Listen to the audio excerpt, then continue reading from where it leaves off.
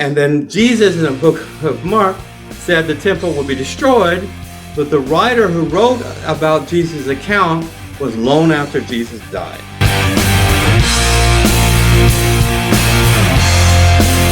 Shalom.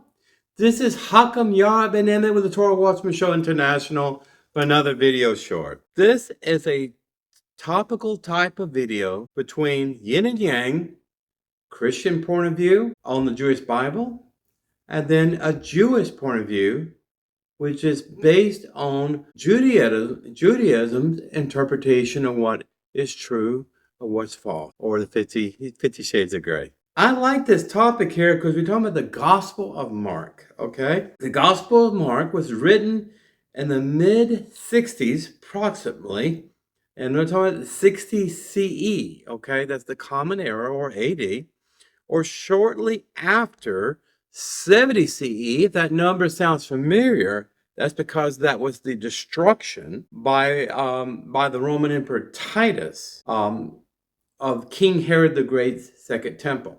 Okay, there was a big Jewish rebellion there. The Roman Empire was taking more control of that temple. There were more cries out by Zionist Jews at that time for freedom, looking for any Messiah they could find as a deliverer. All these things, were going on during this time. Of course, this was long after the death of Jesus. Okay? The Gospel of Mark was actually not written in Judea by scholar opinion, because the most ancient of Greek manuscripts were actually carbon dated, age tested, again, to be written just before the destruction of the Second Temple in 70 CE.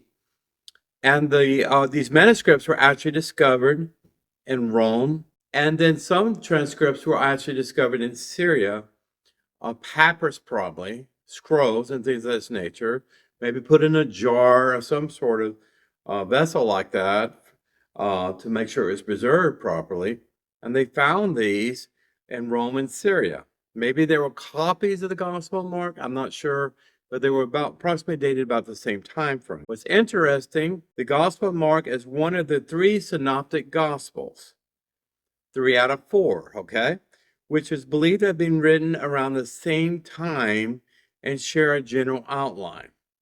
So in other words, wherever these Greek manuscripts were obtained from, Rome or Syria, or some other source, nation source or location, outside of Israel, they more or less agreed with each other, okay? Other than maybe some syntax changes and things like that.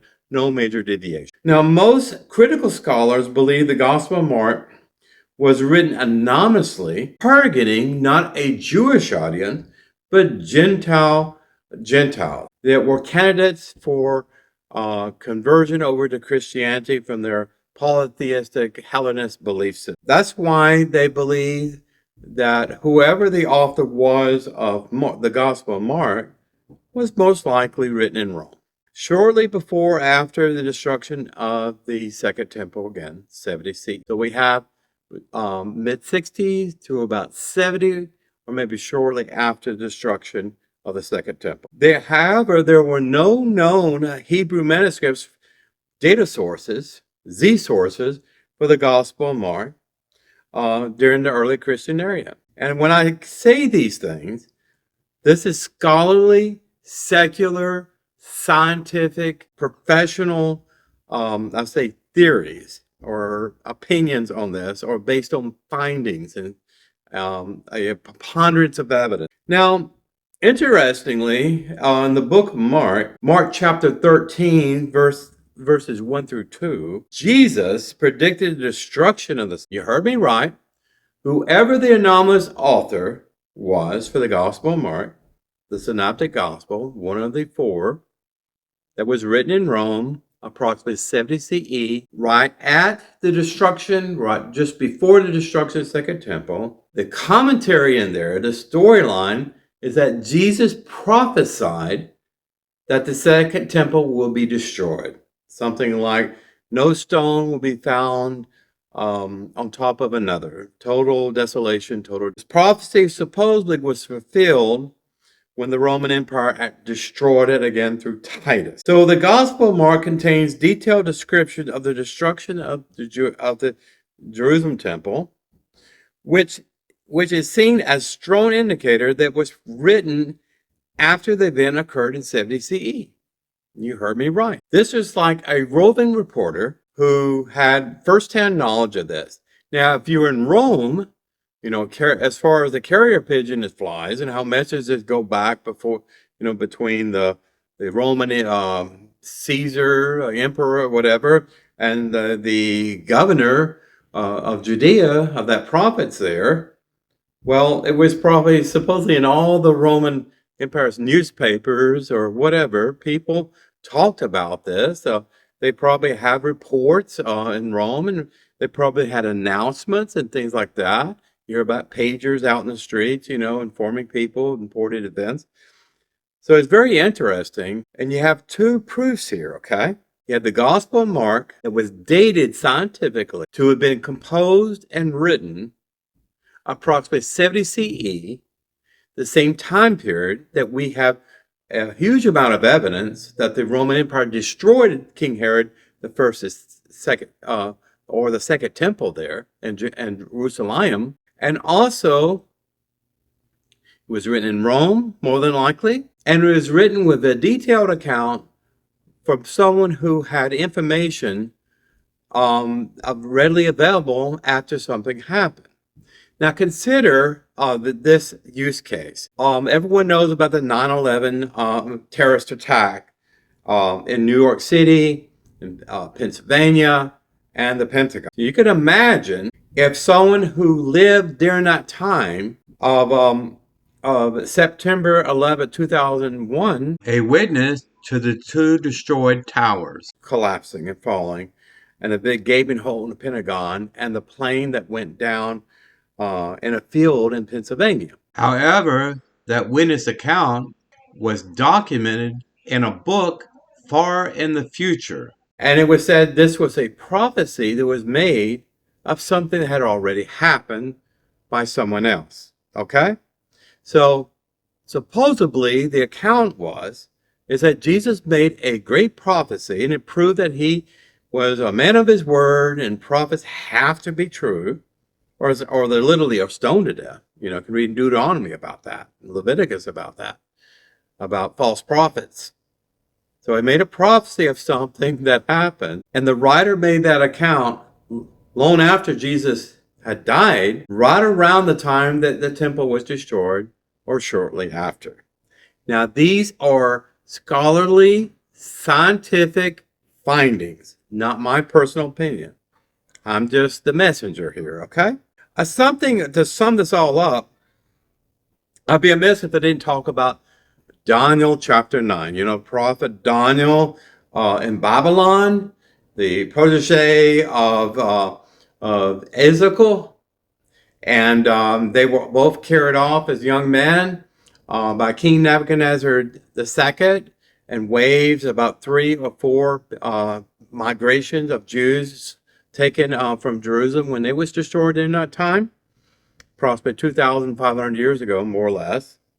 But anyway, in Daniel 9, after the Gospels and the letters of Apostle Paul, the other epistles, Book of Revelation, so on, after that was canonized, Christian missionaries started going back in the Old Testament, as they call it, and started researching it to try and find more evidence to support the weaky and shaky pieces of inconsistent evidence you would find in the New Testament. Because, you know, Gospel of Mark had one message about Jesus and his ministry, and it was different between the books of Matthew and Luke, and especially the Gospel of John.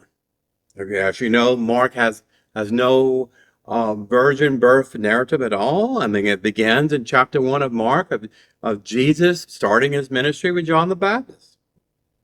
Matthew goes into a big diatribe about the ancestry of King David, and proving that Jesus had to be Messiah from his adopted father, Joseph of Benjamin. Of course, Luke was essentially a copy of Matthew and more refined. They all use Mark as a master template.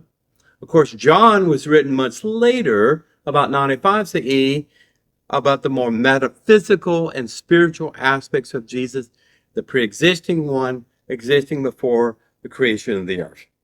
I'm not going to go into any more detail about it. So scholars and other people were going, scouring the Old Testament. At that time, they took whatever they could find of the Jewish Bible, and at this time, books were beginning to be canonized, and they actually had binders and pages and things, chapters and things like that later on.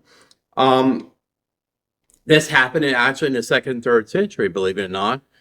They started putting books together instead of having these very delicate scrolls.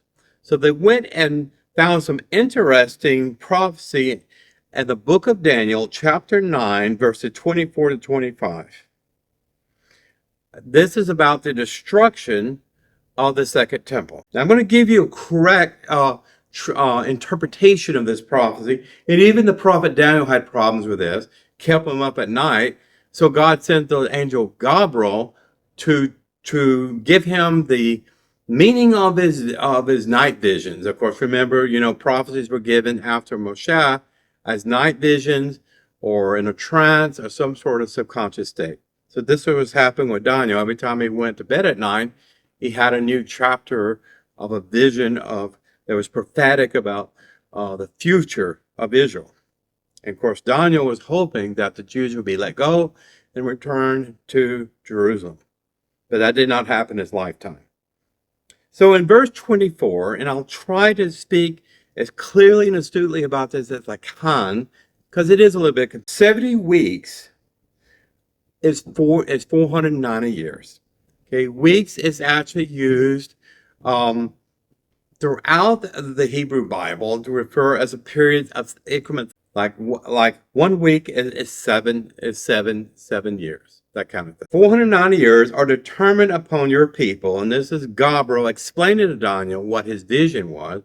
He was very upset, and literally Gabriel would come and tap him on the shoulder. Here, I'm here to explain it to you, Daniel. I don't want your heart to be worried because you're a friend of God. So the fate determined for your people and their sin that caused them to be led away as exiles in Babylon, upon your holy city, Jerusalem, the destruction of walls, the destruction of King Solomon's temple, and all of it. Finish that transgression. And it's actually, I'm not going to get into detail, but this is actually prophesied by Moshe in the future, far in the future, that you're going to the promised land, but you're going to disobey me and forget everything I'm telling you.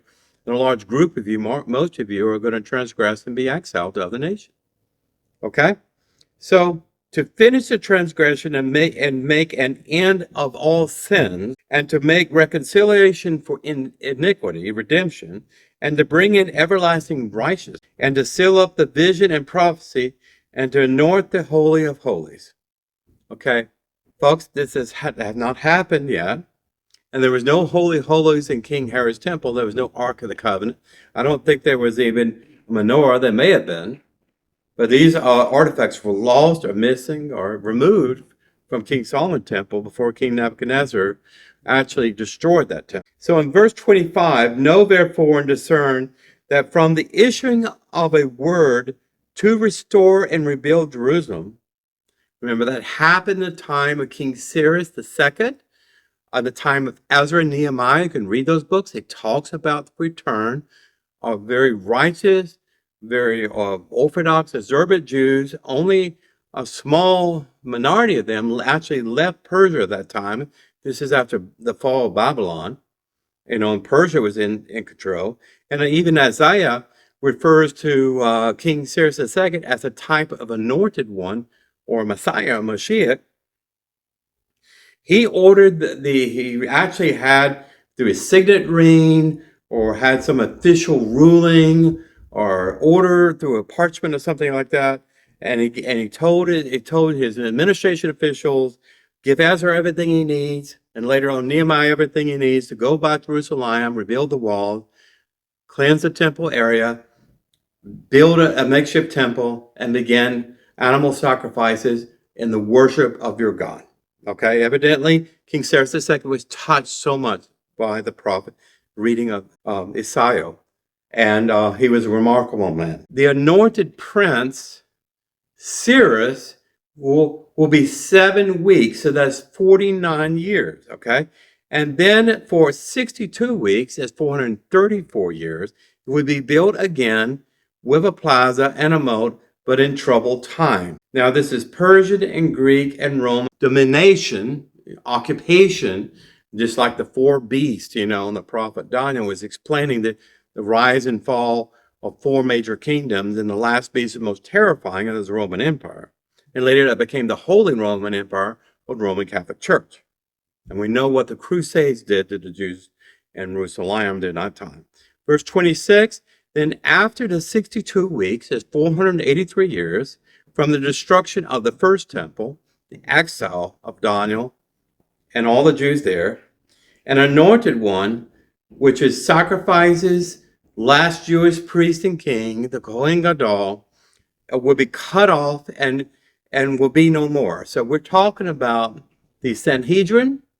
We're talking about the institution of animal sacrifice at King Herod's temple during that time, and the so-called fake King Herod, which was treated, as a pseudo king of the Jews. Okay, so all of this was removed. All of this was cut off. So Rome came in and destroyed everything.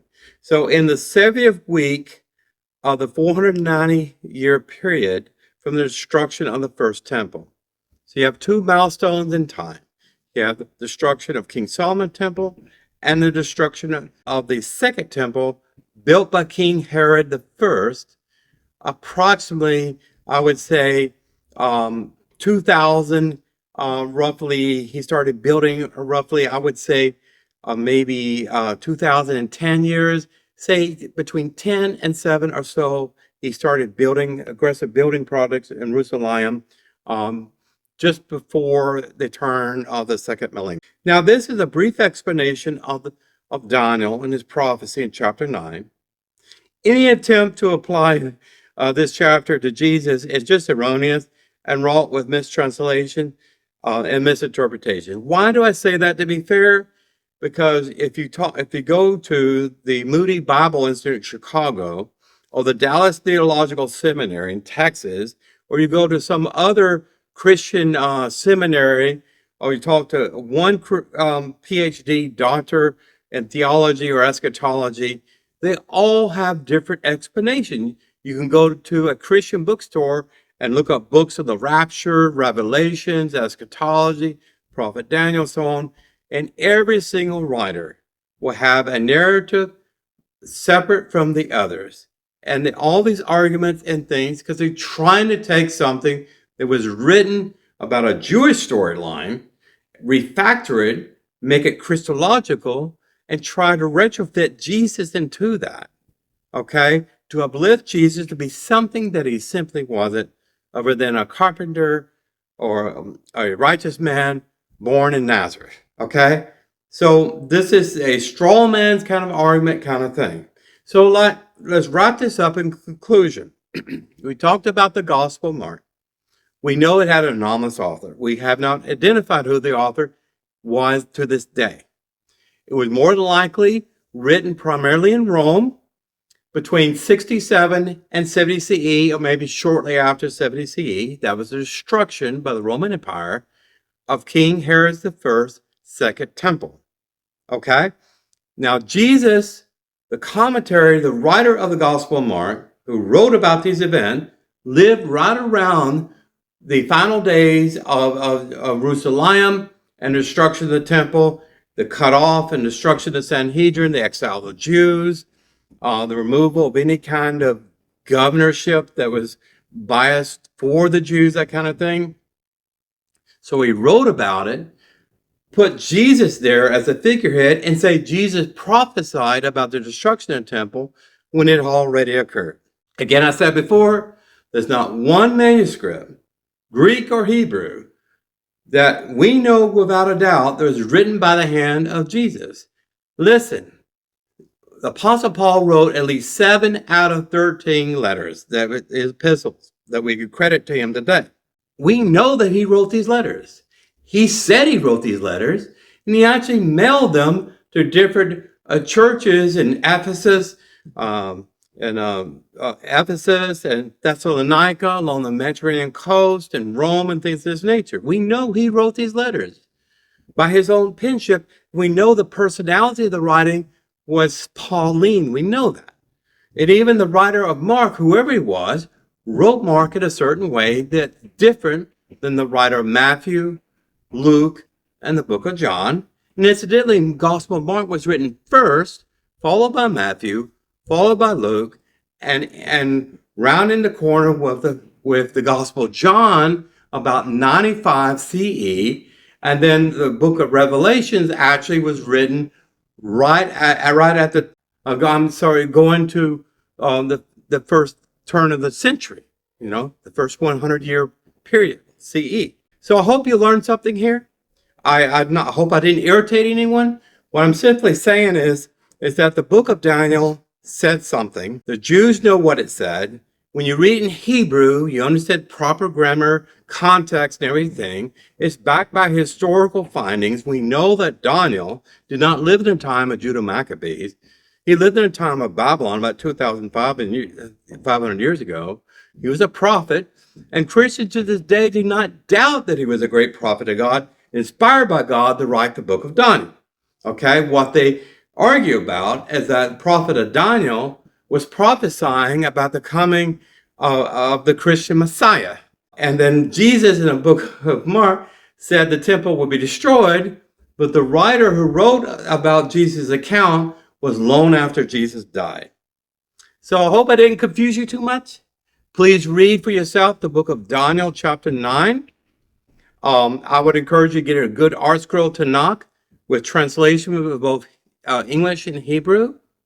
You can go to Rabbi Tovia Singer on YouTube, in his channel, and he talks a lot about this.